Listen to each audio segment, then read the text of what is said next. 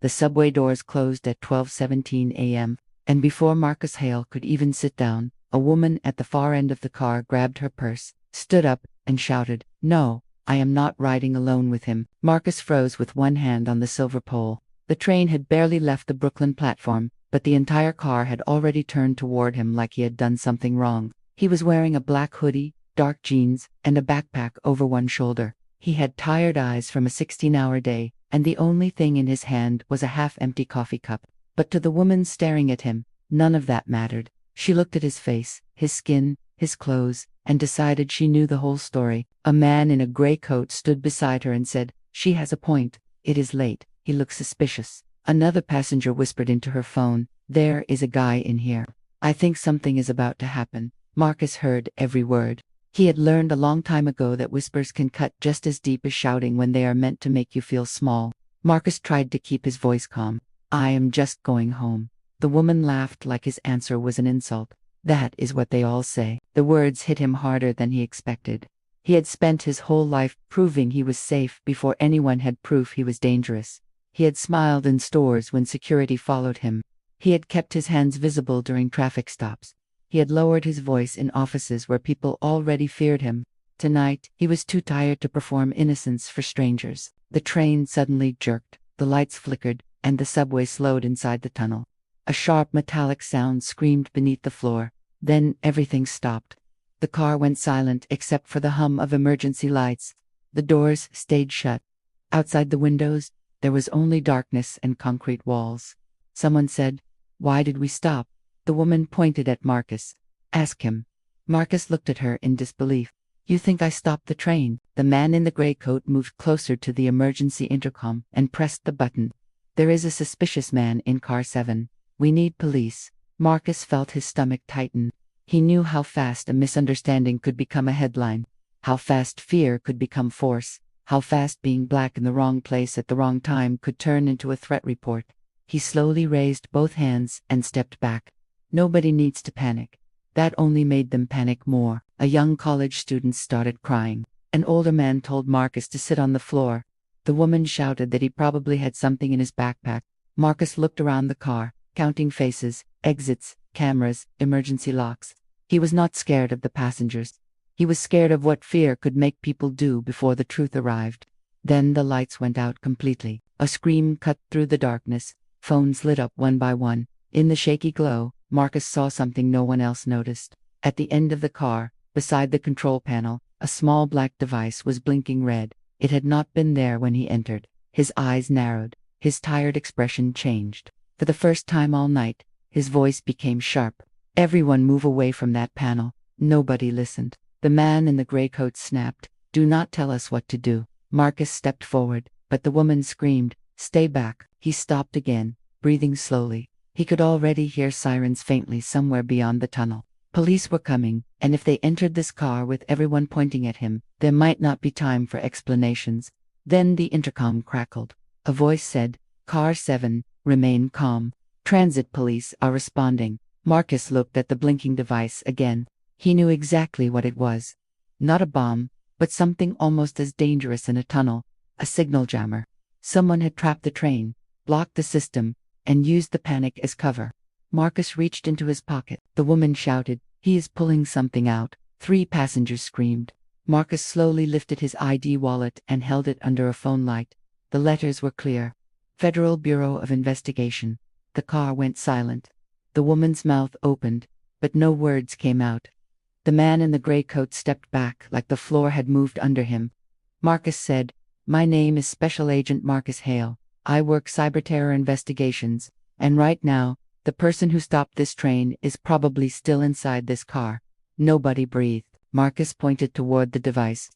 "That jammer is not mine. It was planted before the lights went out. Whoever put it there wanted everyone looking at me." The college student whispered, "Why?" Marcus looked around at every face. "Because fear is the easiest distraction in America." The words settled heavily in the dark. A sudden movement came from the back corner. A young man in a maintenance jacket shoved past the passengers and reached for the emergency hatch. Marcus saw him, moved fast, and grabbed his wrist before he could pull it open. The man swung at him, but Marcus twisted his arm and pinned him against the door. A small transmitter fell from the man's pocket and slid across the floor. The woman covered her mouth. Marcus said, "That is why." Minutes later, police opened the emergency side door from the tunnel. This time, when they entered, every passenger was pointing in a different direction. Not at Marcus, but at the man in the maintenance jacket. Officers cuffed him while transit engineers removed the jammer. The train system came back online. Lights flickered to life. The car looked different now. Not because anything had changed, but because everyone could finally see what their fear had made them miss. The officer in charge turned to Marcus. "Agent Hale, we have been tracking this guy for 2 weeks. He has been testing tunnel shutdowns." Marcus nodded. He used the passenger's panic to hide in plain sight. The officer looked around the car and understood what Marcus meant. The woman who had first shouted at him slowly walked over. Her face was pale, her hands shaking. "I am sorry," she said. "I thought." Marcus looked at her, exhausted beyond anger. "I know what you thought." She lowered her eyes.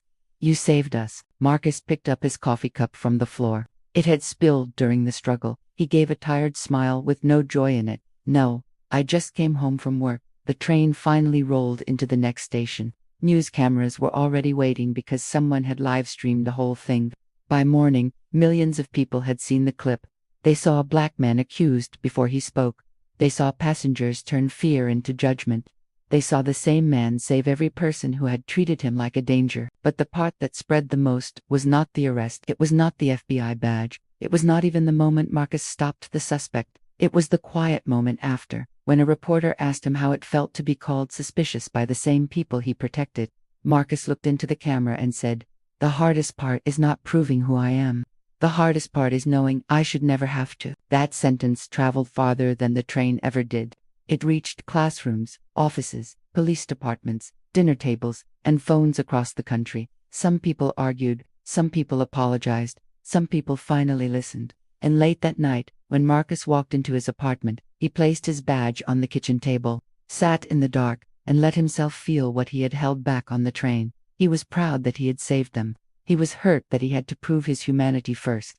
Both truths sat with him in silence, because sometimes the real danger is not the stranger in the hoodie. Sometimes the real danger is the story people create about him before he ever gets a chance to speak. Marcus did not sleep that night. He sat near the window while the city moved below him, loud and restless like nothing had happened. But inside his apartment, everything felt still. His phone kept lighting up with messages from coworkers, old friends, news producers, and people he had not spoken to in years. Some called him a hero, some asked for interviews, some said they were sorry for what happened. But Marcus kept looking at one message from his mother. "I saw the video. I am proud of you. But baby, I am tired that you always have to be strong." That message broke him more than anything else. The next morning, Marcus returned to the subway station. Not for attention, not for cameras, not for praise. He went because he had promised himself years ago that fear would never decide where he could stand. The same platform was crowded again.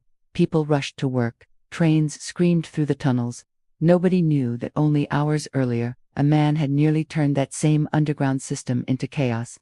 Then Marcus saw the woman. She was standing near a pillar, holding a paper coffee cup in both hands. The moment she saw him, her face changed. She looked like she had been waiting and fearing he would actually come. For a second, Marcus thought about walking past her. He did not owe her comfort. He did not owe her forgiveness just because she felt guilty after being wrong. But before he could move, she stepped forward. "My name is Claire," she said softly. "I came here because I needed to say it without cameras." Marcus said nothing. Claire swallowed hard. "Last night, I was scared, but that does not excuse what I did. I looked at you and made you the threat because it was easier than admitting I did not know what was happening." Marcus watched her closely. Her voice was not dramatic now. No shouting, no public performance, just shame. She continued, "My son saw the video this morning. He is 13. He asked me why I thought you were dangerous. I tried to answer, and I hated every answer that came into my head." That finally made Marcus look away. Claire's eyes filled with tears. "I cannot undo it, but I am going to tell him the truth. I was wrong, not confused, not nervous. Wrong." For the first time, Marcus spoke. "That is where change starts." Claire nodded, wiping her cheek. "I know you do not have to forgive me." Marcus looked at the tracks. A train light appeared far down the tunnel. Forgiveness is not the point. The point is what you do the next time your fear tries to speak before your conscience. The train arrived. doors sliding open in front of them. Claire did not get on. She just stood there holding her coffee, hearing him. Marcus stepped into the car. This time, nobody moved away from him.